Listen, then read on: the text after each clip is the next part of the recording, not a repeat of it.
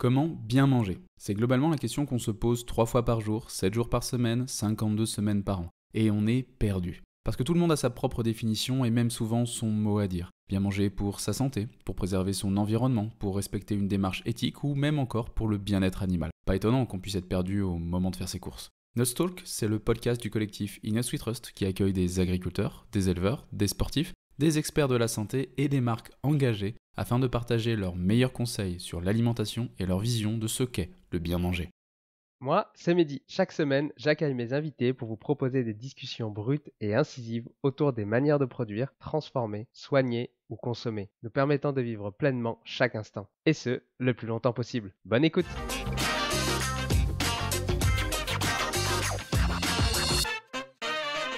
De fils de paysan à directeur de recherche de l'INRAE, Christian Rémézy a été l'un des pionniers dans l'étude de la nutrition humaine et du microbiote intestinal. Dès les années 70, il a pressenti le potentiel santé des produits végétaux. Il a compris très tôt l'importance du microbiote intestinal et son rôle crucial dans la santé humaine. Christian a développé la nutriécologie, un concept novateur visant à créer une alimentation durable et équilibrée.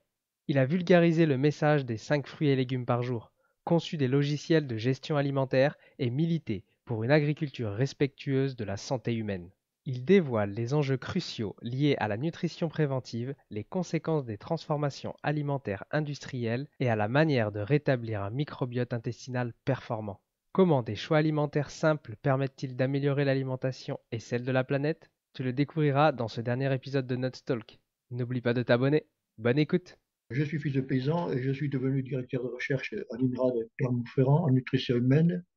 Donc j'ai été sensibilisé très tôt à l'importance de l'acte alimentaire et de l'agriculture, du traitement des aliments. Donc je suis quand même arrivé à l'INRA avec une idée derrière la tête, c'est-à-dire qu'en 1970, on ne connaissait pas vraiment pourquoi les fruits et légumes étaient importants sur le plan nutritionnel.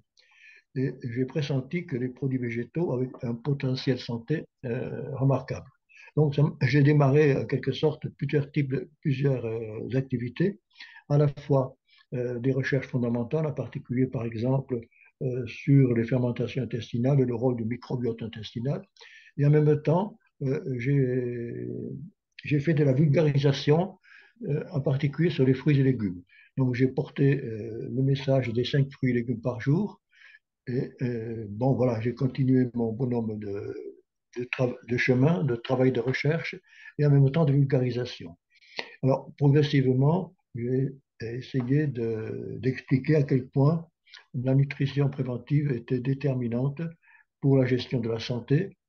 Et pour ce faire, il fallait adopter une alimentation durable, une alimentation qui était adaptée aux besoins nutritionnels de l'homme. Ça m'a conduit, je veux dire,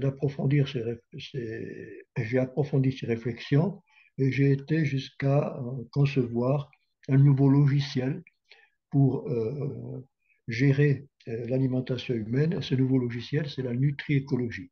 Alors, nutriécologie, ça va au-delà de l'agroécologie. Ça veut dire que toute la chaîne alimentaire se préoccupe de développer une offre alimentaire adaptée à la santé humaine et réciproquement que les citoyens se préoccupent d'adapter leur comportement alimentaire pour permettre le développement d'une chaîne alimentaire durable. Donc la nutriécologie, c'est un contrat social entre les acteurs de la chaîne alimentaire et les citoyens pour optimiser l'alimentation humaine. Voilà, bon, ces choses-là sont difficiles un peu à expliquer et surtout à vulgariser parce que le public a, j'allais dire, d'autres sources d'informations. Il est soucieux de savoir qu'il faut manger parce qu'il y a du calcium, de savoir s'il y a des vitamines dans les aliments. Il n'a pas cette vision d'ensemble sur l'acte alimentaire. Et n'ayant pas cette vision d'ensemble, c'est chacun qui mange pour soi et les industriels et les agriculteurs, chacun travaille pour soi. Donc, ça manque de lien entre, j'allais dire, ceux qui produisent et les citoyens qui doivent favoriser, en quelque sorte, une chaîne alimentaire équilibrée. Ce lien, il manque, et donc il faut essayer de le développer. Et franchement, c'est très difficile. Vous avez fait pas mal de recherches du coup à l'INRAE et moi j'aimerais qu'on reprenne un petit peu les bases. Donc comme vous avez dit, c'est un peu compliqué de rassembler les citoyens qui mangent aujourd'hui avec les agriculteurs. Il y a quelque chose il y a eu une fracture quelque part et j'aimerais qu'on remonte un petit peu aux habitudes alimentaires de nos ancêtres. Qu'est-ce qu'on pourrait en retenir? Si tu es perdu et ne sais pas quel produit nutritionnel pour sportif choisir, utilise le ScanNuts. C'est un outil gratuit qui analyse et compare plus de 800 produits. Le ScanNuts analyse les produits sur 4 catégories qui sont la santé, l'environnement, l'éthique et la nutrition. Alors pour apprendre à mieux consommer en étant conscient de la composition de chaque produit et économiser de l'argent en s'orientant vers des produits réellement utiles et sains, rendez-vous sur eatnutswetrust.fr. Le lien est dans les notes de l'épisode. Puis, nos ancêtres mangeaient que de vrais aliments, et en plus c'était des aliments bruts, c'est-à-dire soit des produits de la chasse, soit des produits de la cueillette. Donc pour la chasse, il n'y a rien à dire. On sait très bien que les viandes, il faut les cuire pour les attendrir, qu'elles soient plus digestes. Et pour les produits végétaux, il y a un enseignement à tirer, à savoir qu'en consommant des produits végétaux naturels bruts, nos ancêtres ont développé un microbiote très performant. Et ce microbiote très performant leur permettait de vivre dans des conditions très rustiques, très difficiles, et en même temps, ce microbiote performant jouait un rôle dans leur santé, dans leur résistance, dans des conditions de vie extrêmement difficiles. Donc petit à petit, nous avons perdu, dire, nous avons rendu secondaire ce microbiote intestinal parce que l'agriculture a pu délivrer des aliments riches en énergie et ensuite, surtout, parce que l'industrie agroalimentaire a détruit les matrices végétales, réduit euh, les teneurs en fibres alimentaires. Donc, l'homme moderne s'est retrouvé avec un microbiote intestinal atrophié. Il a développé des problèmes digestifs et des problèmes métaboliques qui sont des sources à la fois de mauvaise santé et de maladies, de malnutrition euh, assez généralisée.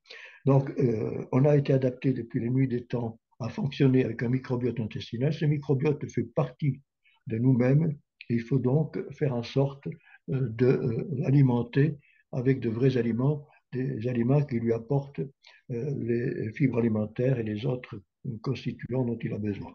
On va y Donc, revenir c'est un petit peu plus en détail après, mais j'aimerais bien comprendre, parce que vous avez dit que nos ancêtres, eh ben, ils mangeaient de la viande, on va dire, entre guillemets, brute, moins transformée qu'aujourd'hui, des végétaux également plus bruts.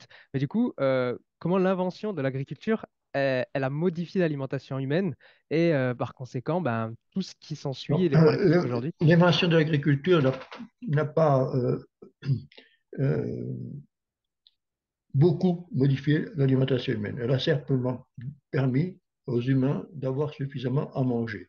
Et avec des aliments, des vrais aliments bruts, euh, il y a eu moins de fibres, moins de substrat pour le microbiote intestinal. Mais ça fonctionnait très bien. La preuve en est qu'il n'y a jamais eu d'épidémie d'obésité avant la fin du XXe siècle. Donc, ce n'est pas l'agriculture réellement qui a modifié le fonctionnement digestif et le fonctionnement métabolique de l'homme. C'est l'industrialisation de l'alimentation qui a tout perturbé. L'agriculture a permis seulement d'assurer une disponibilité bien meilleure en aliments que la chasse et la cueillette. C'est grâce à l'agriculture que l'humanité s'est développée, a pu construire des villes, a pu se hiérarchiser socialement, inventer des religions, mettre en place des armées, enfin tout ce qui caractérise la civilisation humaine. Sans l'agriculture pour nourrir les cités, rien ne se serait fait. Non, mais l'agriculture n'a pas réellement transformé la physiologie humaine. Là, au contraire, elle a permis que l'homme s'épanouisse en ayant suffisamment d'aliments énergétiques à consommer. Le drame est arrivé lorsque l'industrie agroalimentaire a pris la main sur l'alimentation et a fait n'importe quelle préparation, a mis sur le marché des aliments mal transformés. C'est ça qui a constitué le signal à un grand bouleversement pour les hommes et pour l'agriculture. Est-ce qu'il y a eu quand même des impacts, quels ont été un peu les impacts de la révolution verte sur l'agriculture et la santé humaine? Parce que forcément, Non, mais il ne les... faut pas tout confondre. La révolution verte, c'est, j'allais dire, l'intensification grâce aux machines, grâce aux engrais, grâce aux pesticides de la production agricole. Donc, certes, la révolution verte a pu peut-être, j'allais dire, aboutir à des produits végétaux ou animaux de moindre qualité parce qu'ils provenaient d'une agriculture très intensive, mais ça, réellement, ça n'a pas changé la donne alimentaire. Ce qui a changé la donne alimentaire, ce n'est pas la révolution verte, c'est le fait que l'industrie a pu disposer de matières premières agricoles pour faire ses transformations, pour faire sa dinette alimentaire. Et donc, le mauvais signal de santé et de dérive alimentaire a été donné par l'industrialisation alimentaire. La révolution verte a simplement permis, et ce qui est très important bien sûr, de fournir à l'industrie des matières premières pas chères. Ce qui a permis à l'industrie ensuite de dire, puisque la matière première n'est pas chère, moi je vais bricoler, je vais faire beaucoup de bénéfices à partir de ces matières premières. Et donc, il y a la révolution verte a appelé l'industrialisation alimentaire. Mais c'est l'industrialisation alimentaire qui a fait le plus grand mal. Du coup, Alors, aujourd'hui, j'ai la l'impression révolution qu'on... verte a fait beaucoup de mal sur la biodiversité, sur la pollution, sur l'exode rural, mais je veux dire, cette demande en matière première n'a été possible que parce que en aval, il y avait une industrie très active. Bah, parlons un petit peu de cette industrialisation. Aujourd'hui, j'ai l'impression que une calorie, c'est une calorie et peu importe d'où elle vient. On est d'accord que c'est Ça n'a pas de totalement... sens, effectivement. C'est le discours sur les calories et les nutriments qui a, je veux dire, complètement trompé les consommateurs. C'est très courant encore tous les jours, des gens qui parlent de la perte de poids, qui racontent ceci, qui racontent cela sur leur prise alimentaire, raisonnent par rapport aux calories. Ça n'a aucun sens. Je donne l'exemple caricatural. Si on vous donne quelques pierres de sucre en entrée ou des tomates, franchement, je ne crois pas que vous auriez les mêmes ressentis physiologiques en consommant des pierres de sucre ou en consommant des tomates. Donc on voit bien que l'histoire des calories, ça ne tient pas la route. Un aliment contient beaucoup de choses, mais il faut d'abord comprendre l'impact physiologique de cet aliment, son rôle dans la santé, avant de raisonner sur les calories. Ça a été le discours sur les calories et les nutriments a permis à l'industrie de faire un marketing alimentaire redoutable et a créé beaucoup de problèmes et ça n'a pas réellement permis d'en résoudre beaucoup. Et vous avez fait un peu la comparaison entre du sucre et une tomate. Et moi, j'aimerais qu'on parle un petit peu de la chaîne alimentaire naturelle et l'impact qu'elle a, la matrice alimentaire des aliments. Est-ce que vous pouvez un petit peu nous expliquer un peu Ben, comment ça se passe? une chaîne alimentaire naturelle est faite de vrais aliments, des fruits, des légumes, des morceaux de viande, du poisson, des œufs, bon, tout ce qui existe dans la nature, mais également d'aliments bien transformés. On va dire que dans une chaîne alimentaire naturelle, il y a de l'huile d'olive vierge plutôt que de l'huile raffinée, ainsi de suite. Donc, je dirais que la chaîne alimentaire naturelle contient d'une part de vrais aliments euh, en provenance de l'agriculture et des aliments qui ont subi des bonnes transformations. Mais les bonnes transformations, c'est rare. Par exemple, le pain blanc, c'est un produit transformé, mais il n'est pas bien transformé parce que on a appris que la farine blanche, c'est celle qui est la plus pauvre en fibres, minéraux et vitamines, et on en a fait du pain. Donc, la chaîne alimentaire naturelle, je veux dire, elle devient rapidement artificielle lorsque ça passe par l'industrie, par les transformations alimentaires. Donc, ces transformations alimentaires, il faut vraiment veiller à ce qu'elles ne dénaturent pas les aliments, qu'elles conservent tous les atouts d'un aliment naturel. Et c'est quelque chose de très difficile et qui pose beaucoup de problèmes. Vous avez parlé du pain, c'est vrai que bah, en France, on est des bons consommateurs de pain. C'est difficile aujourd'hui de faire la différence entre les différentes farines. Vous en parlez d'ailleurs dans votre dernier livre, les farines T45, T50, T80. On ne sait même plus à quoi ça correspond.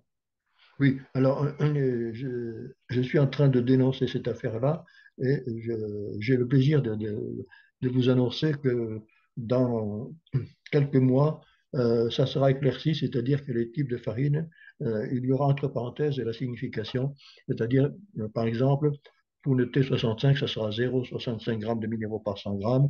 Pour une T110, c'est 1,1 g de minéraux par 100 grammes. Donc, le public va comprendre que le type de farine, euh, j'allais dire, signe la densité minérale de la farine.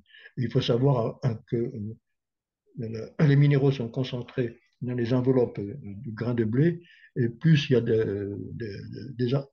plus il y a des enveloppes, plus il y a des minéraux. Donc, grâce à la mesure des minéraux, on peut avoir une idée très très juste, très précise du degré de raffinage de la farine, sachant qu'il faut consommer des farines relativement semi-complète ou un peu complète, mais en tout cas pas totalement appauvrie comme la farine blanche.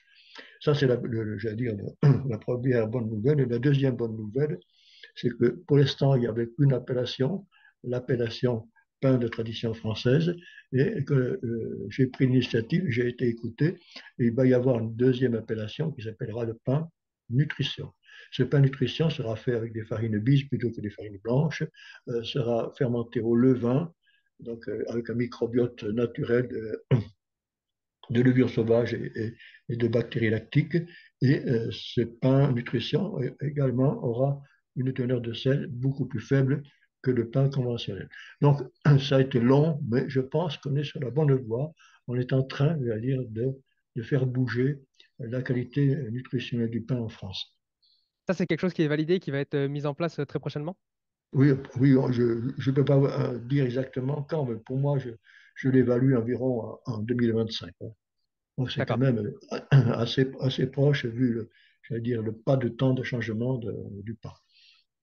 Vous avez parlé des huiles raffinées. Est-ce que vous pouvez expliquer un petit peu, grâce à vos recherches, un peu l'impact que ça a sur la santé de consommer ce genre d'huile plutôt que des huiles vierges, Alors, première pression? le principe général j'allais dire, de l'alimentation, c'est de respecter la complexité d'un aliment.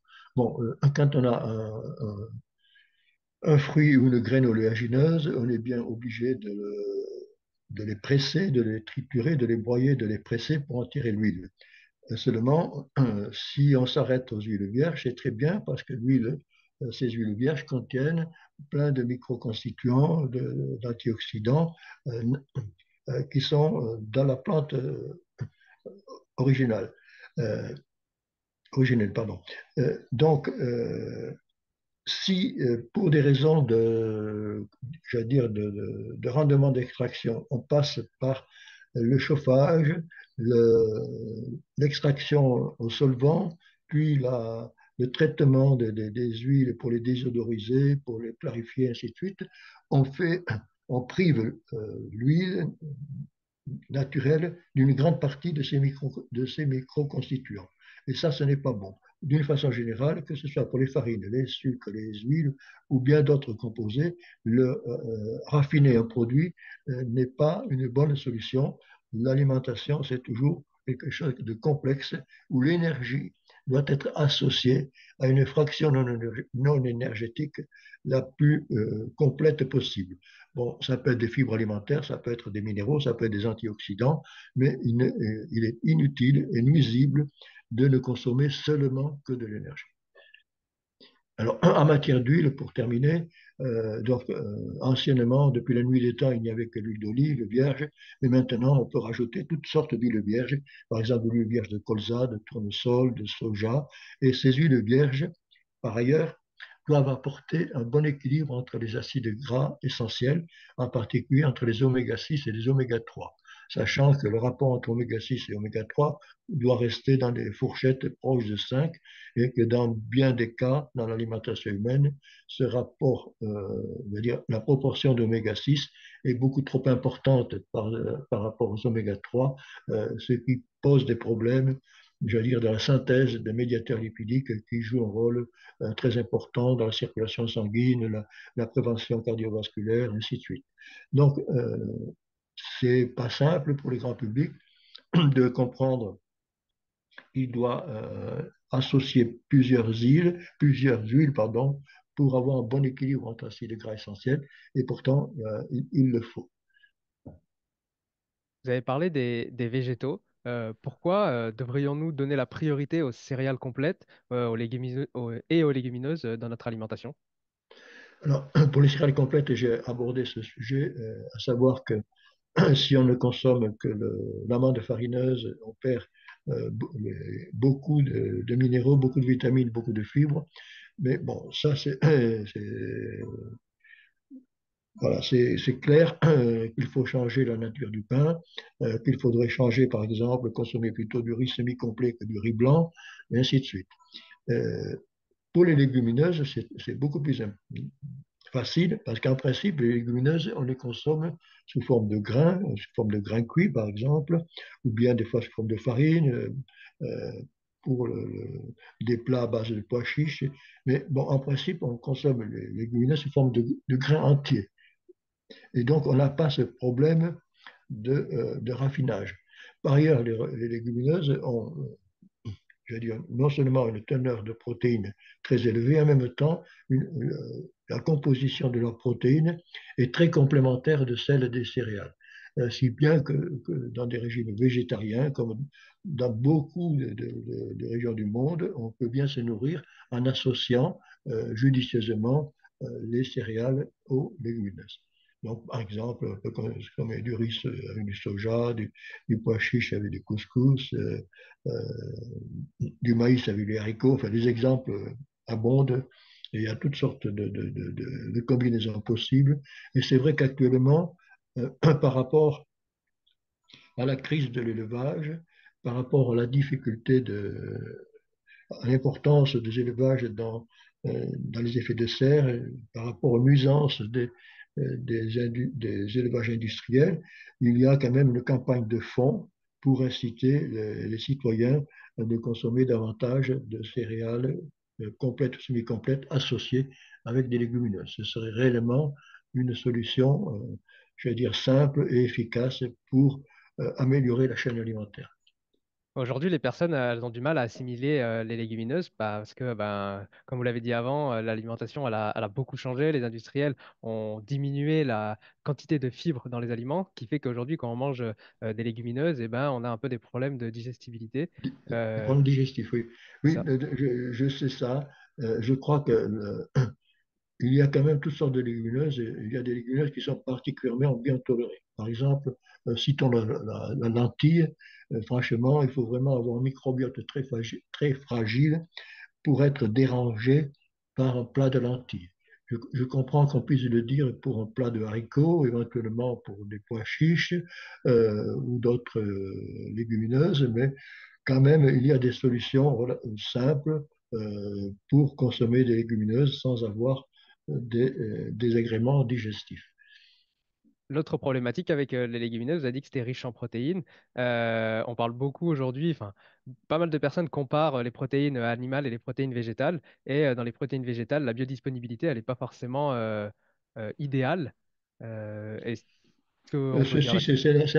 ça n'a pas trop de sens parce que des études qui montrent que la biodisponibilité n'est pas idéale, c'est pour, j'allais dire, elles sont faites avec des animaux en croissance. Par exemple, la croissance du rat, il double de poids tous les 15 jours. Enfin, je ne vois pas ni le bébé humain en train de doubler de poids tous les 15 jours. Donc, les besoins humains sont satisfaits par des légumineuses, même si la digestibilité des protéines végétales n'est pas aussi bonne que celle des protéines animales.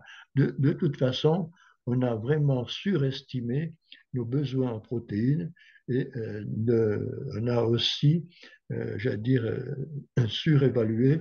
Donc, on a trop recommandé euh, de consommer des protéines animales. En fait, on a besoin, il ne s'agit pas de se priver des produits animaux, mais il faut pratiquer une sobriété, c'est-à-dire que, par exemple, on peut diminuer de 2 fois la consommation courante de produits animaux, consommer 2 fois moins de viande, 2 fois moins de produits laitiers, sans avoir aucun problème de santé. Au contraire, c'est-à-dire qu'on se porte beaucoup mieux en modérant notre consommation de produits animaux. Donc, sur le plan j'allais dire, de la santé publique, tous les feux sont au vert, on peut réduire fortement la consommation de produits animaux. Donc on ne le fait pas pour des raisons de culture, d'habitude, pour plein de, aussi à cause du lobbying qui met enfin, tout ce qui incite à consommer des produits animaux. Toute la société a des habitudes culturelles autour du plat de viande, autour des produits animaux. Et donc, c'est très difficile, effectivement, de faire évoluer ces habitudes, mais pourtant, pour nourrir 9 milliards d'humains, pour aller vers une alimentation plus durable, pour réduire les effets de serre, par respect aussi pour le bien-être animal, il faut consommer moins de produits animaux. Et quelles sont les conséquences, du coup, on parlait du microbiote juste avant, quelles sont les conséquences d'un microbiote intestinal perturbé par une mauvaise alimentation? Elles sont considérables parce que ces conséquences, on les voit à tous les niveaux. On les voit d'abord au niveau du comportement alimentaire, parce que souvent, les gens qui ont un microbiote perturbé régulent mal leur prise alimentaire, vont grossir. Euh, Ensuite, il y a d'autres problèmes plus complexes, par exemple liés aux maladies cardiovasculaires, au cancer, aux maladies inflammatoires. Donc, j'allais dire, le microbiote fait partie de nous-mêmes et on se doit, c'est une symbiose, c'est tout le monde qui est gagnant. Donc, l'humain porteur de ce microbiote doit entretenir ce microbiote et en retour, le microbiote lui fait du bien. Et si on ne respecte pas cette symbiose auquel on a été adapté depuis la nuit des temps, il y a bien sûr petit à petit des problèmes digestifs ou métaboliques ou de santé qui se développent et qui sont très importants, Et comment on fait très pour graves. rétablir ce microbiote quand ça fait déjà plusieurs années que ben, on le maltraite? Oui, alors je pense que on peut le faire, mais ça prend du temps. D'abord, il faut le réapprovisionner avec progressivement un peu de crudité, parce que la crudité, c'est l'idéal pour le microbiote, puisque ça apporte la totalité des fibres, la quasi-totalité des éléments contenus dans un produit végétal. Ensuite, donc, il faut augmenter très progressivement les quantités d'aliments naturels consommés et en principe, ça marche. Alors, il se peut aussi que, je veux dire, l'état de santé de la personne soit tellement dégradé qu'elle n'arrive pas à rétablir cette symbiose silencieuse, parce que quand tout va bien, le microbiote, il ne réclame rien, on est bien, le transit digestif est bon, donc tout va bien. Donc, s'il y a des problèmes, ben, il faut essayer de les résoudre, mais c'est vrai qu'il vaudrait mieux réagir avant qu'il ne soit trop tard. Voilà. Et pour entretenir du coup le microbiote, donc on a dit, enfin vous avez dit les végétaux crus, mais également les végétaux cuits, parce que certains végétaux cuits délivrent d'autres nutriments que le cru ne délivre pas. Oui, bien sûr, c'est-à-dire que on va dire en plus des problèmes de quantité, c'est-à-dire si on consommait tout sous forme crue, c'est quasiment impossible, et c'est même pas, je dirais, c'est indigeste. Donc certains aliments, comme le légumineuse par exemple, nécessitent d'être cuits. Les céréales également, ainsi de suite. Donc euh, il y a des aliments comme une pomme qui peut être consommée crue ou cuite. Enfin bon, il y a des aliments qui peuvent être subir des traitements différents, mais dans l'ensemble, il faut, j'allais dire, jouer sur le cru et le cuit pour avoir un équilibre digestif et pour apporter le maximum de ce sera possible au microbiote. Il est évident que, par exemple, si vous consommez des pommes cuites, vous allez pouvoir en consommer beaucoup plus et votre microbiote va en profiter. Si vous consommez des pommes crues, ça va aller aussi. Mais si vous consommez le jus de pomme, là, vous privez le microbiote de l'essentiel des fibres alimentaires. Et là, ça ne va plus. Par exemple, ce qui veut dire que le geste jus de fruits n'est pas nécessairement un geste santé. Au contraire, c'est un geste qui pose problème parce que on va donner, on va absorber surtout des sucres et pas suffisamment de fibres alimentaires pour la nourriture du microbiote. On en revient à ce que vous disiez au début, tout dépend du degré de transformation des aliments. Oui, oui, voilà. Donc, un jus de fruits, c'est déjà une sacrée transformation. Si en plus dans le fruit, vous rajoutez du sucre pour en faire un nectar, ça devient catastrophique. Et si vous consommez un soda, vous avez tout faux. C'est-à-dire que vous empoisonnez le foie avec le sucre du soda et vous n'apportez strictement rien pour le microbiote. Là, c'est la catastrophe. Et qu'en est-il des édulcorants qui, du coup, évitent de consommer du sucre? Les édulcorants, ça ne résout aucun problème pour le microbiote. Au contraire, des fois, j'allais dire, ça peut empoisonner le microbiote. Et théoriquement, c'est censé diminuer les apports de fructose pour le foie. Donc, on pourrait imaginer que ça a un sens. En fait, ça n'a aucun sens. C'est ne pas consommer de produits sucrés, de boissons sucrées. Il n'y a pas d'autre solution que cela parce que ce n'est pas du tout naturel. Voilà. Ça n'a aucun sens de consommer des sodas. Bon, si on peut en consommer un par hasard, mais ce n'est pas une consommation courante ni chez les adultes et à plus forte raison chez les enfants. On entend beaucoup aujourd'hui que les fruits et même les légumes ont une diminution du taux de vitamines et même une augmentation du taux de fructose. Ah, je ne sais pas s'il y a une augmentation du taux de fructose dans les fruits, parce que le fructose dans les fruits, ça dépend du sucre. Donc, je ne sais pas si les fruits modernes sont plus sucrés que les fruits anciens, c'est possible, je ne le pense pas. Donc, le productivisme fait qu'effectivement, beaucoup de fruits sont certainement moins riches hein, en micronutriments, en vitamines que des anciennes productions de fruits. Donc, il peut y avoir une perte de micronutriments dans des fruits ou des légumes modernes, mais enfin, malgré tout, l'important, c'est quand même de consommer des fruits et des légumes à l'état cru, parce qu'on a besoin de cru et de cru. Quel rôle joue aujourd'hui l'agroécologie dans la création d'un système alimentaire plus durable? Alors, l'agroécologie, elle est absolument très importante parce qu'elle définit des systèmes alimentaires durables. Un système alimentaire, ça comprend la totalité c'est-à-dire de la complexité, à la fois la santé du sol, la santé des végétaux, la santé de l'agriculteur, la place de la ferme dans la société. Donc, un système, l'agroécologie, c'est un petit peu définir des systèmes alimentaires durables, et, comme son nom l'indique, durables et écologiques. Seulement, à mon avis, l'agroécologie ne suffit pas. Elle ne suffit pas parce que quand vous achetez quelque chose, vous ignorez un peu si vous le faites, si vous favorisez ou pas l'agroécologie. Autrement dit, l'agroécologie s'arrête trop aux portes de l'usine ou aux portes du supermarché. C'est pour ça que je pense qu'il nous faut développer la nutriécologie, à savoir que tous les acteurs de la chaîne alimentaire doivent se préoccuper de fournir aux mangeurs humains l'assortiment nécessaire pour sa bonne santé. Et c'est un contrat social. En retour, le mangeur humain doit faire des choix alimentaires qui permettent à tous les acteurs de vivre et à tous les acteurs je veux dire, soit de faire de l'agriculture, je veux dire, la plus écologique possible, et il doit aussi commander aux industriels de ne pratiquer que les bonnes transformations et non pas les mauvaises.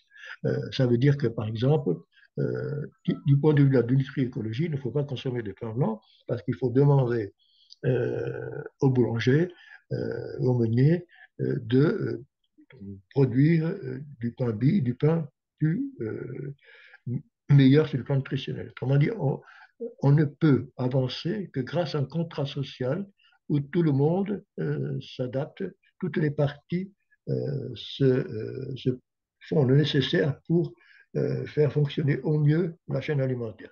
Du coup, avec tout ça, comment les consommateurs ils peuvent mieux choisir leur alimentation?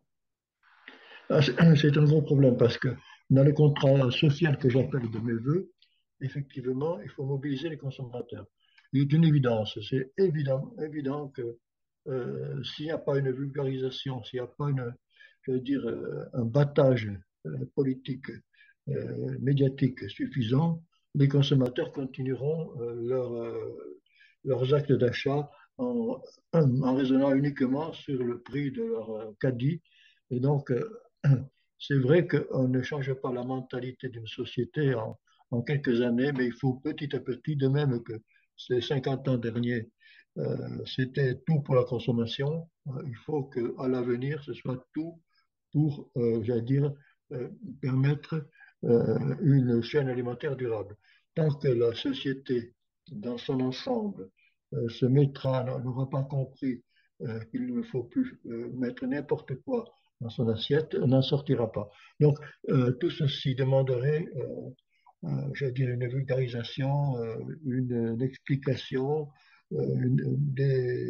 toutes sortes d'incitations pour changer l'état d'esprit. Donc, ce qui veut dire aussi que l'État pourrait mettre en place des aides aussi particulières pour aider éventuellement ceux qui ont le plus de difficultés à s'adapter aux nouvelles donnes. Alors, on voit bien que lorsqu'il s'agit de la santé, on dépense sans compter, on utilise n'importe quel médicament, n'importe quel traitement, ainsi de suite. Et pour l'alimentation, on ne fait attention, rien du tout. Progressivement, il faudra essayer je veux dire, de moins rembourser des choses futiles en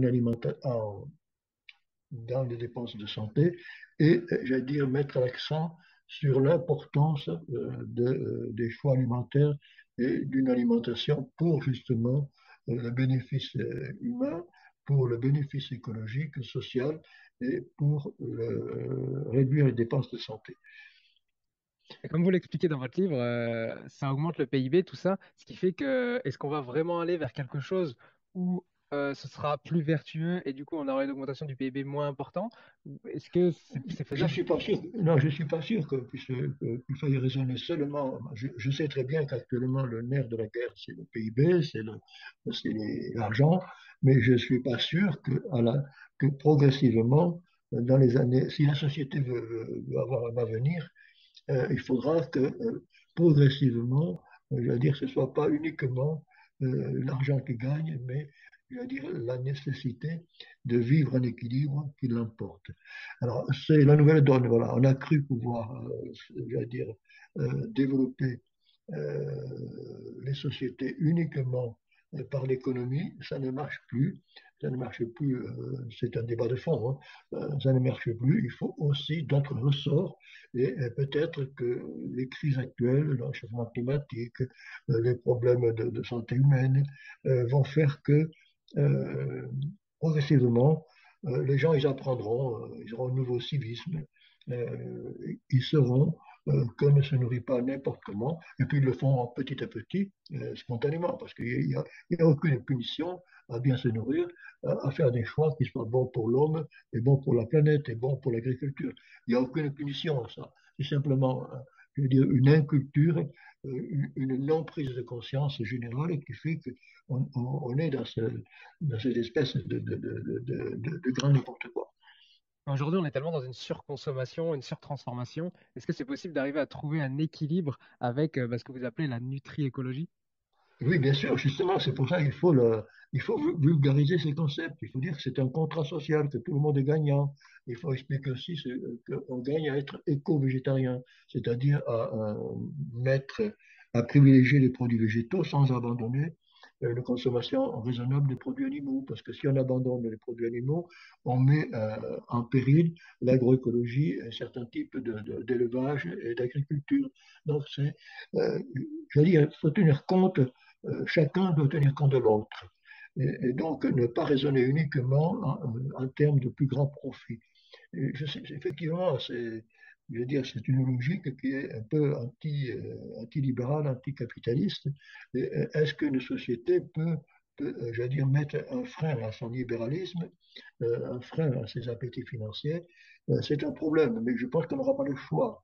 En tout cas, je pense qu'un parti, je veux dire, des politiques pourraient faire un pari gagnant en présentant quelque chose de cohérent dans la société. Et je pense qu'une majorité, je ne dis pas la totalité, mais qu'une majorité de citoyens pourraient adhérer à ces contrats sociaux qui soient absolument bénéfiques et indispensables. Vous avez parlé d'éducation alimentaire. Est-ce que c'est Oui, important d'éducation alimentaire? oui, ben, je suis en Comment train est-ce d'en qu'on peut parler. faire pour apporter cette éducation aux plus jeunes?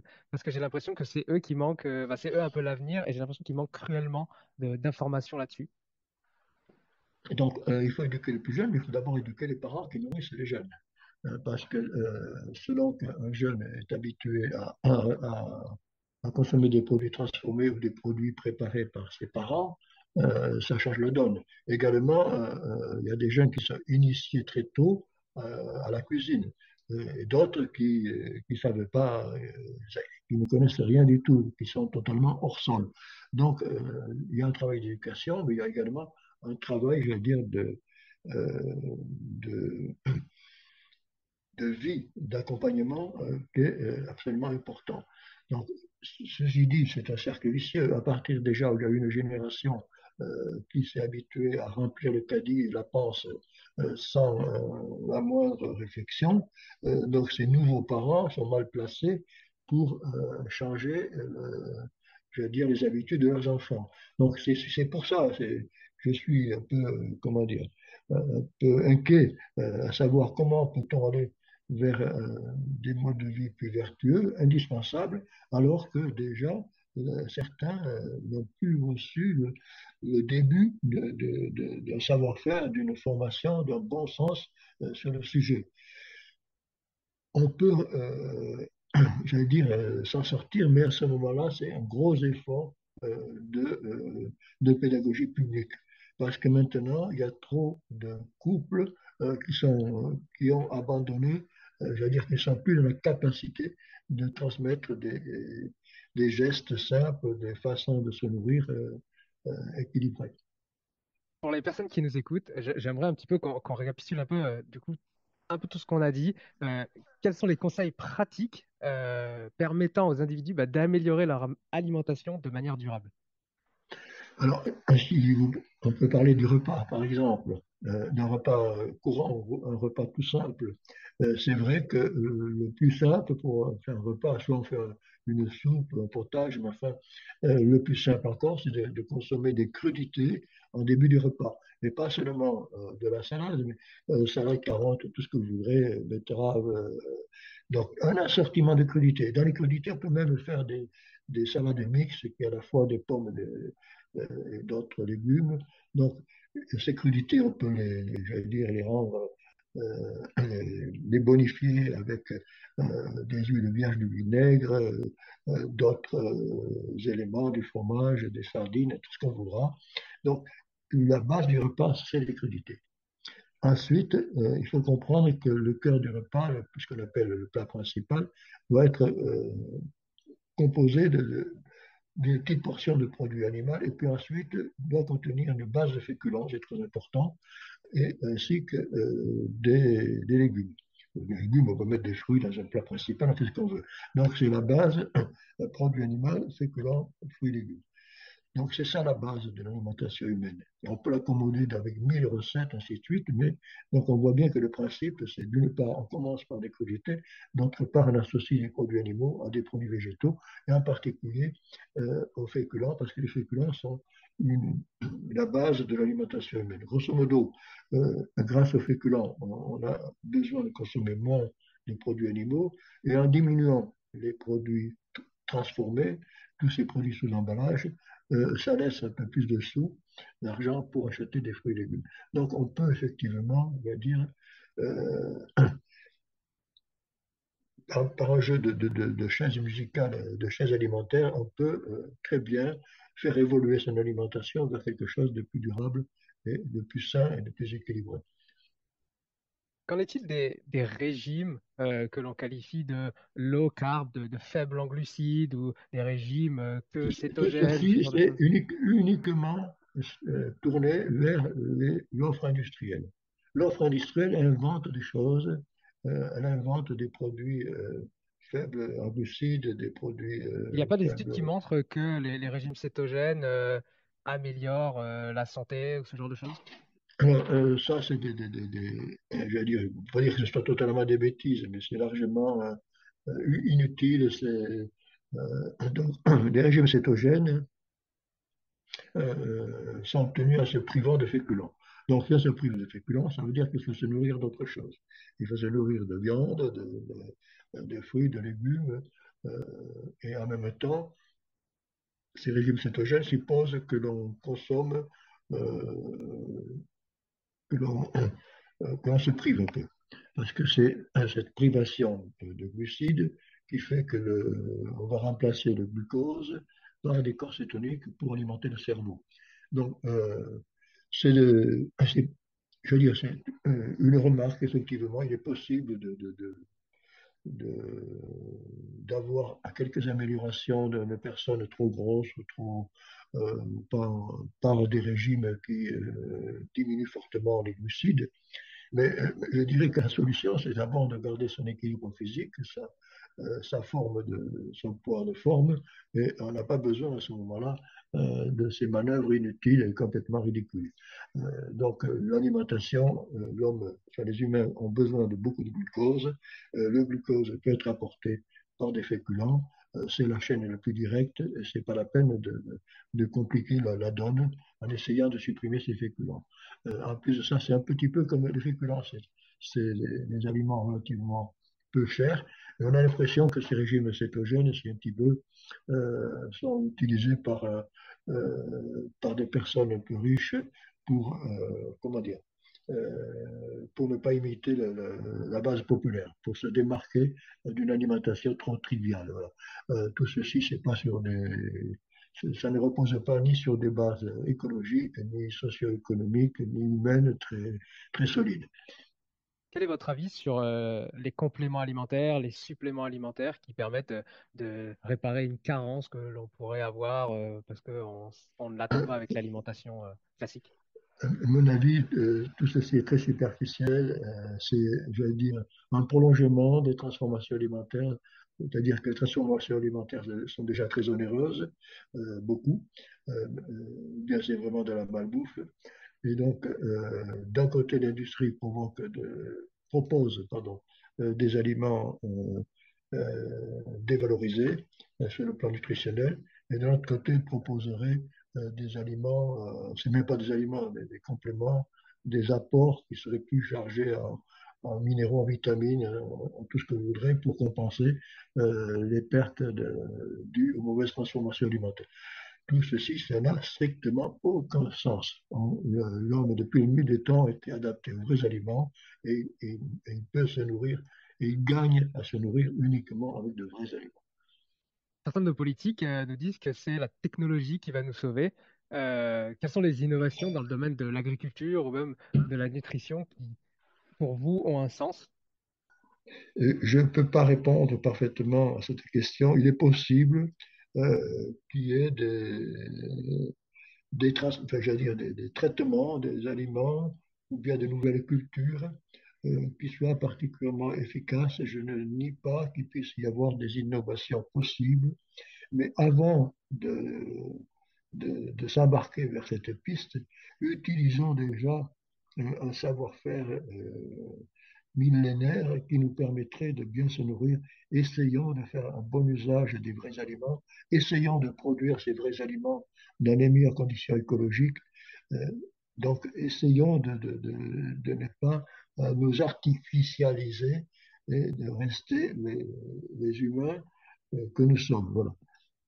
Oui, et comme on dit chez nous, quand on achète un produit, on achète le monde qui va avec. Donc vraiment, il faudrait se poser déjà les bonnes questions quand on achète un produit et se dire, est-ce que ce produit est bon pour moi? Est-ce qu'il est bon également pour l'agriculteur qui l'a produit? Ce genre de questions, quoi. Et avoir une conscience de ce qu'on achète. Je suis entièrement d'accord avec vous, vous l'exprimez encore mieux que moi. On arrive tout doucement à la fin de cet épisode et la dernière question c'est quoi votre petit plaisir coupable alimentaire, votre collation ou peut-être votre plat ou votre snack favori? D'abord, à cette saison, mon plaisir le plus fort, c'est d'aller manger des cerises directement sur le cerisier. Parce que je trouve qu'acheter des cerises chez le commerçant, ça n'a pas absolument le même goût que de consommer des cerises sur un cerisier. Ensuite, ben, il y a beaucoup de choses que j'aime. J'aime certains plats, j'aime un couscous, j'aime un ragoût de veau, j'aime Donc, il y a beaucoup de plats que j'aime, évidemment. J'aime certains fromages, les fromages de brebis, ainsi de suite. Donc, je ne vais pas limiter. Je peux des fois avoir envie le soir de consommer un carré de chocolat. Je ne peux pas limiter mes préférences à une seule chose parce qu'il y a beaucoup de choses que j'aime. Voilà. Ouais, et puis l'alimentation, c'est aussi se faire plaisir, découvrir des Oui, terroirs, et puis c'est oui, la voilà. convivialité aussi, quoi. Oui. Si on veut un petit peu plus de Christian Rémézy, où est-ce qu'on peut vous retrouver? Que jusqu'ici, j'ai cru pouvoir me passer des réseaux sociaux. Je n'ai rien fait, rien, strictement rien, pour communiquer, ainsi de suite. Je pense que je finis par croire que j'ai vraiment eu tort, parce que j'ai par exemple sorti Second notre alimentation, c'est un livre très lisible, je ne sais pas ce que vous en pensez, euh, malgré tout, je pense pas qu'il ait un succès public bien notable. Donc, je suis coupable de ne pas savoir utiliser les réseaux sociaux. J'ai cru pouvoir m'en priver, m'en passer, et je me rends compte que j'ai tort, parce que si je veux faire passer des messages, ça devient maintenant un moyen indispensable. Alors, je ne sais pas si je vais m'y mettre, j'en sais rien du tout. Ouais, effectivement, les réseaux, c'est vraiment un autre monde. Vous avez sorti du coup votre dernier livre, là, c'est Sauvons notre alimentation aux éditions Thierry Soucard, que moi j'ai lu, que j'ai trouvé vraiment très intéressant, qui part de vraiment des débuts de l'humanité, de l'alimentation jusqu'à aujourd'hui, et comment on peut améliorer notre alimentation au final de manière simple. Donc vraiment, si ça vous intéresse, chers auditeurs, vous pouvez aller voir ce livre qui est très intéressant. Et puis, ben, je vais suivre un petit peu vos prochaines actualités. J'ai hâte de voir un peu les débouchés qu'il va y avoir avec le pain, parce que effectivement, moi, je consomme pas trop de pain chez le boulanger, parce qu'effectivement, aujourd'hui, on sait plus du tout d'où viennent les farines et tout ça. Et avoir un pain nutrition, farine bise plus le vin, j'avoue que ce serait vraiment quelque chose de très, très, très intéressant. Oui, je suis très heureux d'avoir été écouté, que ça puisse exister. Alors bon, j'espère que ce sera un grand succès. Ouais, Et on verra. j'ai hâte de suivre ça et de voir le résultat en tout cas. Merci, Mehdi. Eh ben, excellente journée à vous. Oui, Merci beaucoup et puis à bientôt. à bientôt. Au revoir. Au revoir. Merci d'avoir écouté jusqu'au bout. Si l'épisode t'a plu, laisse-nous une note 5 étoiles et un commentaire sur ton application de podcast préférée. Ça fait toujours chaud au cœur de recevoir vos retours. Et si tu veux améliorer ton alimentation, mais que tu ne sais pas quel aliment ou complément choisir, rends-toi sur notre comparateur en ligne entièrement gratuit sur innutswetrust.fr. Tu trouveras le lien dans les notes de l'épisode. À bientôt. Maintenant, tu le sais.